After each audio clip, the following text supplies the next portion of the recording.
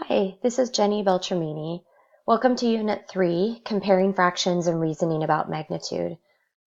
We hope you've enjoyed the mini course so far, Building Educator Content Knowledge, Digging into Important Fraction Concepts to Increase Student Achievement. This week we're going to build on the learning from Units 1 and 2 and just dig a little bit deeper into understanding fractions. So I'm going to start by sharing with you a little bit of research from the paper Fraction Development in Children, the Importance of Building Numerical Magnitude and Understanding. You'll be reading a little bit of this paper for the first task in the content knowledge section of the course of Unit 3. But Jordan and her fellow colleagues found that fractions are a crucial component of the U.S. mathematics curriculum in elementary and middle school, and we know that that's true. And yet, fractions and their magnitudes are sources of great confusion for many students. So we know the importance of fraction magnitude on understanding fractions. It's very related to the idea that fractions are numbers and they have a specific value or a magnitude. And so we're going to dig into that deeply during this unit. Also in this paper, Jordan and her colleagues point out that about half of 8th graders on the NAEP assessment experience difficulties when asked to order three fractions with unlike denominators. Only a third of 11th graders can successfully translate decimals into fractions, and many community college students still struggle when making fraction magnitude comparisons. So frequently students do not recognize that the numerator and denominator work together to form a fraction's magnitude. And we saw examples of that in both units 1 and 2, thinking about how important it is that students understand the numerator and the denominator as a single entity working together to form the value of the fraction. That's important when students are understanding fractions on the number line in terms of where to place the fractions on the number line, and also really important when thinking about how unit fractions can be composed together to make non-unit fractions. So also in the paper is pointed out that research supported instruction that emphasized fraction magnitudes and centered on a number line must be implemented to stem cascading difficulties when algebra becomes a primary focus. And so it's not just placing fractions on the number line and being able to place them in the right spot and understanding that unit fractions and how they are composed to make non-unit fractions and how that fits on the number line, but it's also an emphasis on magnitude and what that value of those fractions are that are really important. So that's what we're going to dig into in this unit. So just also to bring you back to learning from Unit 2, remembering the video of Parker placing 5/3 on the number line. And at the time in Unit 2, you were probably connecting that to the idea that Parker needed to understand that the units were thirds and the idea of 1/3 being used to build to get to 5/3 and where the number 1 is in that spectrum between 0 to 1/3 all the way up to 5/3. And so that the idea of unit fractions is really important, but also for this task, it would have been helpful for Parker to recognize right from the beginning that 5/3 is bigger than 1, for him to know that that 3/3 is 1, and so 5/3 is bigger than 1, and for him to already, before he even starts placing other fractions on the number line, to know that 1 is going to go somewhere between 0 and 5/3. And so this combination of unit fractions and understanding unit fractions with having a sense of value or magnitude of fractions is really important for students when they're working with fractions, especially later on when they start operating and adding and subtracting and multiplying and dividing fractions. One more picture of what Parker did here is the task, and again, needing to place the number 1 on this number line.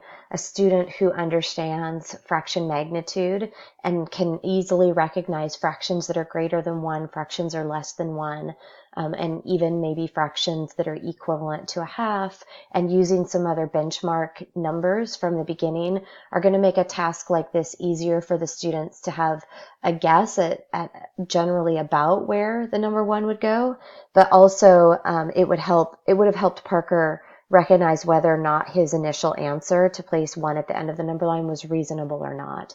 And so being able to make reasoning around some of these concepts is really important. So I want to also show you another example of where reasoning about fraction magnitude, and especially the connection between the relationship between the numerator and the denominator, comes into play. So in the third grade, students are asked to make fraction comparisons with fractions where the numerators are the same or the denominators are the same, or being able to use benchmark fractions.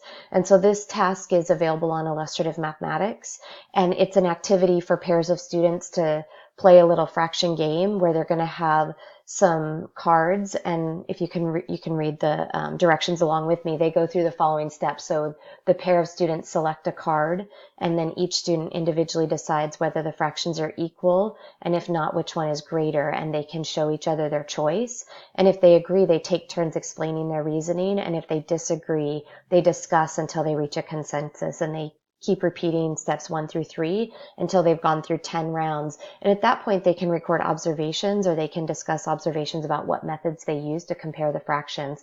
And so this is a game that gets at students being able to make sense of fraction magnitudes, but also it allows them to have really productive discourse where they're required to explain their reasoning. And so I'll just click a couple of examples for you. So this is one of the cards that's in the game. And students who understand that relationship between the numerators and the denominators, they might know that a whole split into a half is 2 bigger parts than a whole split into thirds, which would be 3 smaller parts. And so they would know that a half is bigger than a third.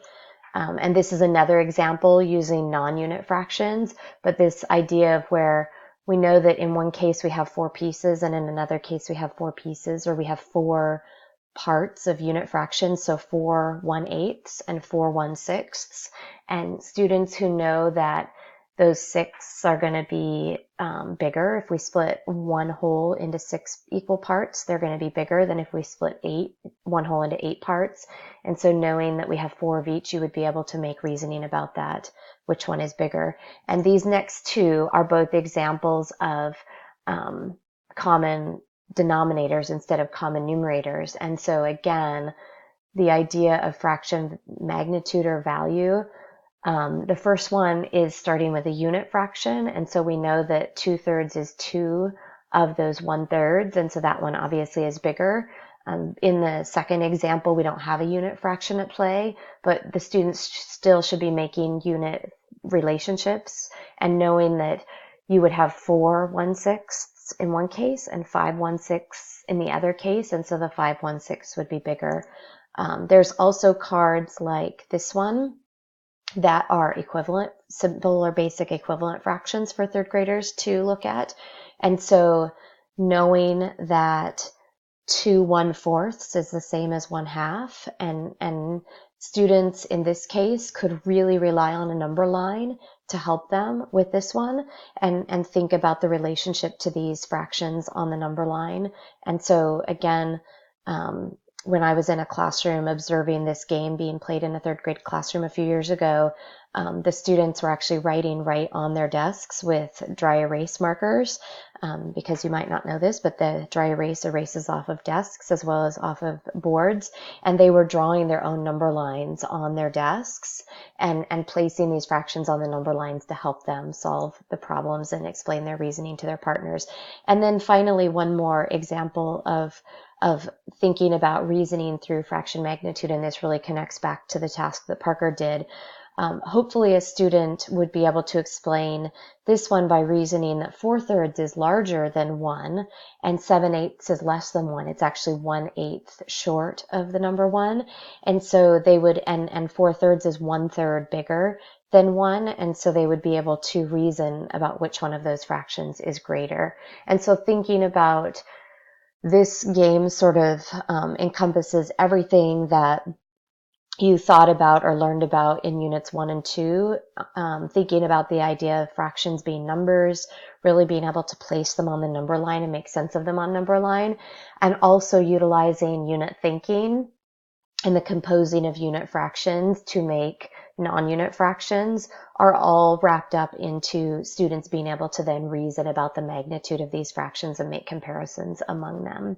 So this is the type of thinking that you'll be doing in this unit, and I hope that you'll have a chance to dig in even further to these ideas as you work through the tasks in this unit. And I'm looking forward to hearing from all of you about your thinking and your connecting between your learning from units 1 and 2 and moving into this unit. So with that, I'm going to go ahead and let you launch right into unit 3.